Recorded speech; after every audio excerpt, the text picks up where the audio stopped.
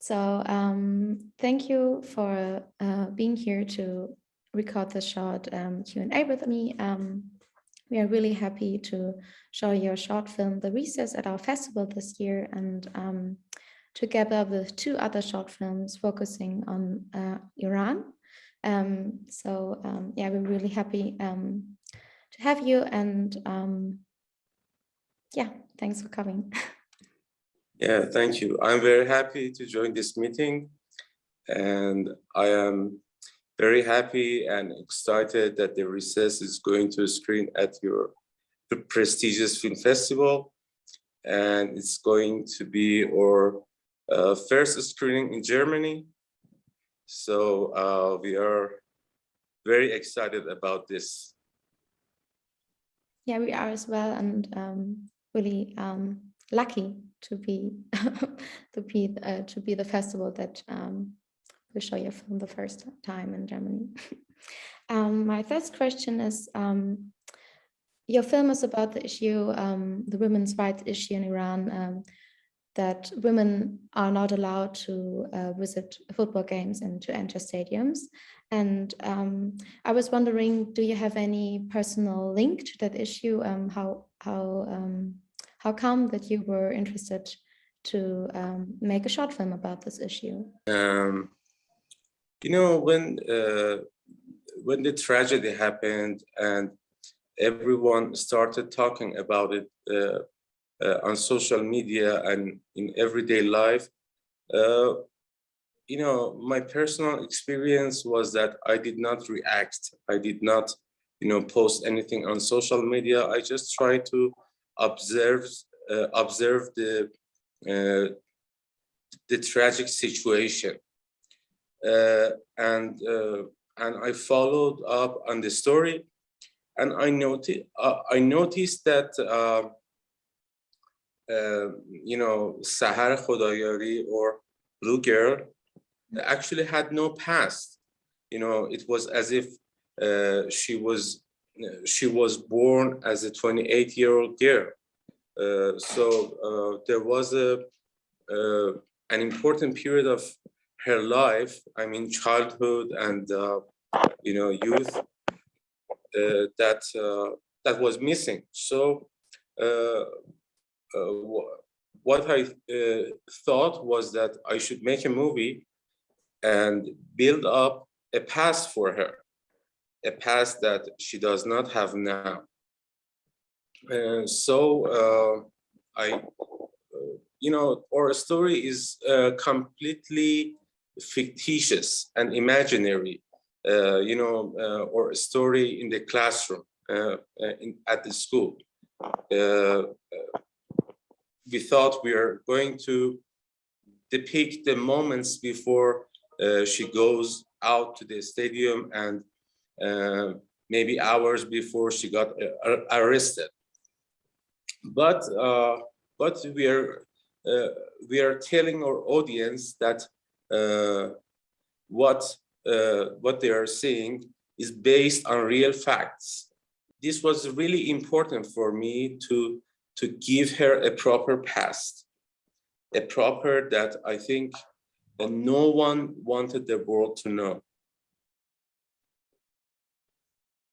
Yeah, I think you really achieved that, and you're also, although it was imaginative, it really feels authentic, and you really like kind of get to know her in those short minutes and a short time, because you really feel that this girl just wants to see her favorite football team. And as a, like in Germany, we have a lot of football fans here, as you probably know. So I think the audience really can feel with her and can really relate to her dream to watch the football game. When people experience such terrible thing like her, what happened to her, people focus only on this one moment, on this, but not on the whole person.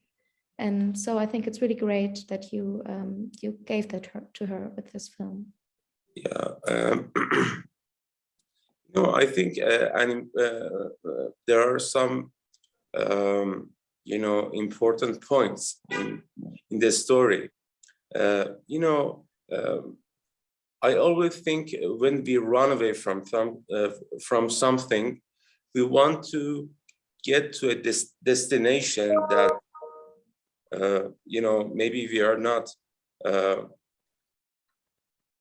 happy with the situation we are in now. So maybe we try to run away from this situation to get to a better situation. I think I think one of the important points in the tragic story of Sahar Khodoyari, maybe the football was not a major thing. Maybe she had to feel that courage. She had to feel brave to do something she was not allowed to do.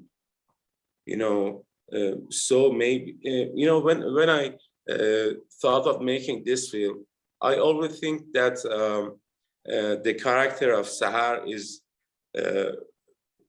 is much like me, is similar to me, because at that time I had to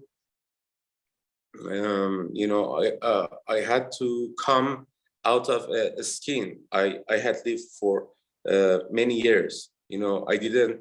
I myself didn't feel brave, so I had to jump into a project that I spent 2 years of my life into the research and festival tour of this film. So when I thought of this story, I thought I also can feel brave if I make the story of this brave girl, and I did, and I really worked hard on this project, and that's amazing, in my point of view. I think you can feel the feeling to like being brave and of hope in the end of your film, and I think it is really moving, and I also really liked the music in the end. I think it was, of course, sad, but also kind of hopeful. And yes, that's correct. Yeah, I really love the music. When I sometimes when I feel down, I start playing this music, and amazingly, a ray of hope starts showing up in myself. And yes, the music belongs to a Russian musician that we bought the rights to use this music from him. And yes, that's really correct. I really wanted the movie to end with hope. As the character of Sahar is her destiny. We hear a music that is talking of hope, and it's really beautiful. And I'm really happy that you sense that. So I recently read an article about that on this October, for the first time since 2 years, women were allowed to watch a football game against a South Korean team. So I don't know if your film helped making that possible, but yeah, I think it leads to the ending. So could you maybe tell us, did the laws change, or was it just one exception? When the tragedy happened with Sahar Khodoyari, after some time they allowed women for the first time after 40 years in the match between Iran and Cambodia. But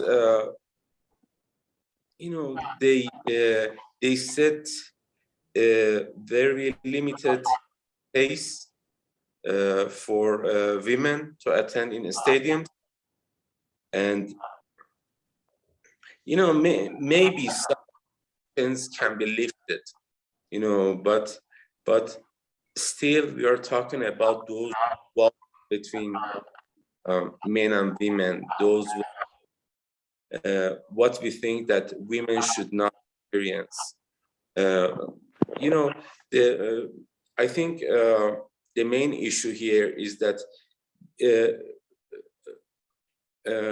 we are this, in a country when some government, some administration try to decide for women. That's not really good. But they will allow women to enter stadiums, but with their own limitations, with their own restrictions that put on women. I think even when restrictions like this is lifted, even for a limited time, still we won't feel that freedom. Yes. That really, even letting women enter football in Iran does not feel freedom to me. Even we are telling the world, okay, we are giving them freedom, but with our own restrictions. I think maybe the recess and all these news and the festival appearances could have a positive impact on this, because we have had like 50 international screenings, and so I really like to think that my film has a positive effect and impact on this issue. I hope so as well, and I think our viewers at our festival are lucky to be able to see your film, and we are really looking forward to screen your film. Yeah, thank you. I think it's a pity that I could not be with you at the festival, and maybe with some stronger films I can attend the festival in near future. Yeah, we would really like that, of course. Yeah. Yeah, we have some other Iranian films at the moment, and we would like to add more in the future, of course. Yes, I read about them. Yeah, but you won't be able to watch them, right? Sadly. I think there are two films that are very important. The first is a short film called The Visit, by Azad and the Ballad of White Cow by Behtash Sanaiha and Maryam Muqaddam. Those are very great films. Those two are very great films, and they have screened in many great film festivals. I think the Ballad of White Cow was was screened last year in the Berlin. Yes. Yeah, and Azad's film has screened in many prestigious film festivals, including Academy Awards qualifying festivals. And I really wish the best for these filmmakers, that they have really serious concerns for human rights, for the freedom of women's rights, for the acknowledgement of women and humans' rights. So I really have my best wishes for these great filmmakers. Yeah, me as well. Yeah, and thank you so much for this great conversations. It was really fun talking to you. Thank you very much for having me. I have my best wishes for the festival. board of directors and all the people who work hard to make a Women Film Festival happen in its perfect way.